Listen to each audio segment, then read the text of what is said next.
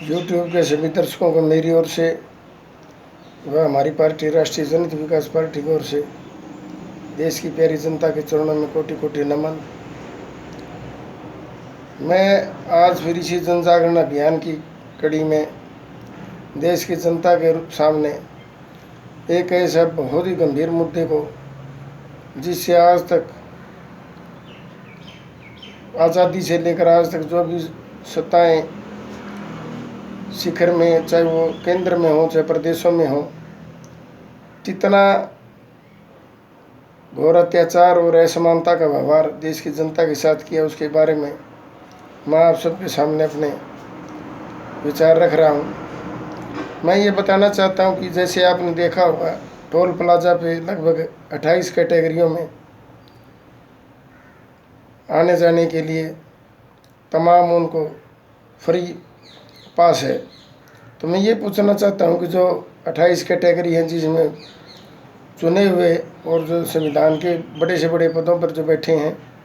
बड़े बड़े अधिकारी हैं, बड़े बड़े मंत्री हैं, मुख्यमंत्री हैं, क्या वो इतने गरीब हैं या असहाय हैं कि उनको तो तमाम चीज़ें, चाहे वो टोल प्लाजा की हो, चाहे उनके लिए रहने का आवास हो या उनके ऑफिस हो, हाईटेक हो, घूमने के लिए हाईटेक गाड़ियाँ हों, बड़ी बड़ी लग्जरी गाड़ियाँ हों, तमाम उनके पास नौकर चाकर की सुविधा हो और उनकी सुरक्षा घेरे में चाहे करोड़ों अरबों खर्चा होता हो। मैं ये बताना चाहता हूँ देश की जनता को, वैसे कहने को तो भारत एक गरीब देश है, मैं ये कहता हूँ कि भारत जैसा अमीर देश पूरी दुनिया में ना कभी था, ना कभी होगा, ना कभी हुआ। पूछो क्यों? जहाँ आज इस देश में चाहे पूंजीपतियों की बात हो, चाहे बड़े बड़े पदों पर बैठे, चाहे सेलिब्रिटी की बात हो, आप देखेंगे कि कहाँ उन्होंने पैसे व अपने पद का देश की जनता के सामने प्रदर्शन नहीं किया। कहने को तो एक, हाँ, 80% जो देश की जनता है वो पहले भी गरीब थी है और उसको हमेशा के लिए गरीब और गुलाम बनाने का जो देश की शीर्ष सत्ताओं पर बैठे, चाहे केंद्र में सरकारें हों चाहे प्रदेशों में हों, उनकी इतनी पकड़ है कि वो देश की 80% जनता, चाहे वो महंगाई से मरे, चाहे कोई बीमारी से मरे, चाहे कोई आपदा से मरे, चाहे बेरोजगारी से मरे, उनको इस बात का कोई लेना देना नहीं। उनके वेतन भत्ते ज़्यादा से ज़्यादा, उनको सुविधाएं, पेंशन और तमाम जो पदों पर बैठे हैं तो राजाओं की तरह आलीशान उनकी जिंदगी हो। तो मैं ये पूछना चाहता हूँ कि ऐसी जब एक देश में एक समान कानून और एक समान अधिकार हो, तो इस प्रकार का धोखा देश की जनता के साथ कहाँ तक संभव है? आज आप देखेंगे कि चाहे खाने पीने की चीज़ें हों, बिल्डिंग मटेरियल की चीज़ें हों, चाहे मकान बनाने का हो, चाहे कोई गरीब को बेचारा 2 पहिया वाहन हो या 4 पहिया वाहन हो, जिंदगी उसकी को रेंग रेंग कर चल रही है। और जो रोज़मर्रा की चीज़ें हैं, जिनके लिए ट्रांसपोर्टेशन है,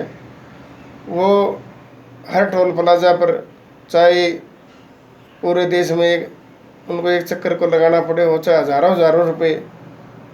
उनको टोल प्लाजा में देने पड़े। इसी प्रकार चाहे बीमा कंपनी की बात हो, जो थर्ड पार्टी का बीमा लगता था, आज गरीब आदमी के लिए साधन लेना तो बहुत दूर की बात है, सपने में भी उसको वो लेने की नहीं सोच सकता। तो ये इस प्रकार का जो व्यवहार है कि गरीब और गरीब कैसे रहे, करों पर कर कैसा लगाया जाए, और देश की जनता 80% जो जनता है उनके लिए जो सुविधाएं हैं वो केवल और केवल इस देश में 20% लोगों के पास है, चाहे वो सत्ता में बैठे लोग हैं, चाहे ब्यूरोक्रेट्स हैं, चाहे सेलिब्रिटी हैं। वो केवल और केवल अपने लिए ज़िंदगी जीते हैं देश के लिए और देश के विकास से उनका कोई सरोकार नहीं। मैं ये कहना चाहता हूँ कि क्या वेतन पर और भत्तों पर लगाम नहीं लगनी चाहिए। जो सत्ता में बैठे लोग हैं उनको भी ज़्यादा से ज़्यादा पेंशन हो, ज़्यादा से ज़्यादा वेतन हो। जो सरकारी नौकरियों में बैठे हैं उनको 6वां 7वां 8वां चाहे 20वां वेतन आयोग हो। मैं ये पूछना चाहता हूँ कि क्या बेरोजगारी इस देश में चरम पर नहीं है? क्या महंगाई चरम पर नहीं है? तो अगर बेरोजगारी का हल करना है तो वेतन पर लगाम लगानी होगी। चाहे आईएएस हो, आईपीएस हो, बड़े से बड़े पद पर कोई भी बैठा हो, उसका वेतन फिक्स करना होगा। तब जाकर कहीं देश को बर्बादी से, चाहे वो सत्ता में बैठे लोग हों, उनको भी वेतन निश्चित करना होगा। निश्चित क्या, जो समाज सेवा के नाम पर देश में, देश सेवा के नाम पर जो चुने हुए पदों पर बैठे हैं उनको बहुत सीमित मात्रा में उनको वेतन मिलना चाहिए। और तमाम जो उनके बहुत बड़े बड़े जो तमाम जो इतने भारी खर्च है जो देश की जनता उनको ढोने पर मजबूर है, उस पर भी लगाम हो। जैसे देश की 80% जनता जो सामान्य जीवन जीने पर मजबूर है, ऐसे क्या चुने हुए या बड़े बड़े पदों पर बैठे लोग सामान्य जीवन नहीं जी सकते? वो पदों पर बैठते ही उनको क्यों चाहिए? सुरक्षा की दृष्टि से उनको ज़्यादा से ज़्यादा गनमैन हो, बड़े बड़े आलीशान उनके ऑफिस हों, बड़ी बड़ी आलीशान उनके रहने के लिए बंगले हों। तो ये किस प्रकार का जो भेद है, ये खाई है, कब ख़त्म होगी? ये तब ख़त्म होगी जब को अच्छी सोच की सरकार जो केवल और केवल देश की जनता के लिए समर्पित होगी और ज़्यादा से ज़्यादा देश विकास कैसे हो,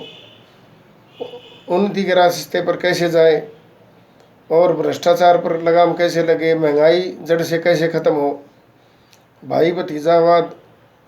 पर कब रोकथाम लगे, और समाज को जो कभी जाति के नाम पर, कभी धर्म के नाम पर, कभी किसी बात पर उनको भिड़ा भिड़ा कर जो आपस में टकराने का काम जो सत्ता में बैठे लोग, और देश की आम जनता को न्याय कैसे नसीब हो, और सत्ता में बैठे लोग हों चाहे पदों पर बैठे ब्यूरोक्रेट्स, उनकी जवाबदेही कैसे तय हो। इस प्रकार के तमाम मुद्दे हैं। लेकिन जब इस देश में गरीबों के लिए अलग कानून है, सत्ता में बैठे लोग बड़े बड़े वेतन पाते हैं, बड़े बड़े पदों पर बैठे हैं, लेकिन उनके लिए तमाम सुविधाएं जनता के ऊपर जो बोझ लाद कर उनको सब सुविधाएं मुफ्त मिलती हैं, तो ऐसे में देश कहाँ विकास करेगा और समाज कैसे उन्नत होगा? तो इसलिए जो अनाप शनाप जो खर्चे हैं, चाहे चुने हुए जनप्रतिनिधि हैं, चाहे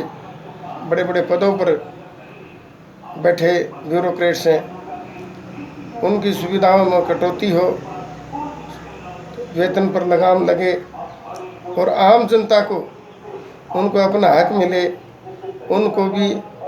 इस बदतर जिंदगी से बाहर निकाल कर मुख्य धारा में लाकर उनको भी तमाम सुविधाएं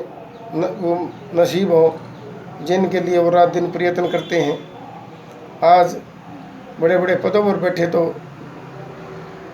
पीने का पानी तक भी उनको उच्च स्तर का होता है, और जो बेचारी 80% जनता है, क्या कभी उन जन प्रतिनिधियों ने या ब्यूरोक्रेट्स ने कभी ये देखने की कोशिश की कि 80% जनता कहीं सीवरेज का, कहीं गटर का, कहीं जो बड़े बड़े खुले मेन होल हैं, कहीं कहीं डिग्गी हैं जिनमें आए दिन कोई जीव जंतु पशु पक्षी जो मरे हुए हैं, उस प्रकार का गंदा और विषैला जो पानी पीने पर मजबूर हैं, तो उनसे निजात कौन दिलाएगा? तो ये जब तक न्यू इंडिया वर्सेस अमीर इंडिया का, शाइनिंग इंडिया की बात होगी तो देश की जनता को न्याय नहीं मिलेगा। मैं तो ये कहता हूँ कि पूरा देश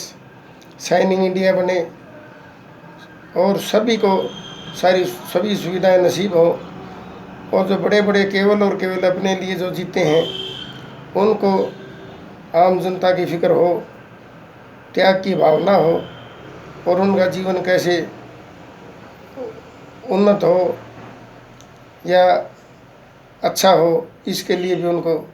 सबको मिलकर इसके लिए प्रयत्न करना चाहिए। जय हिंद।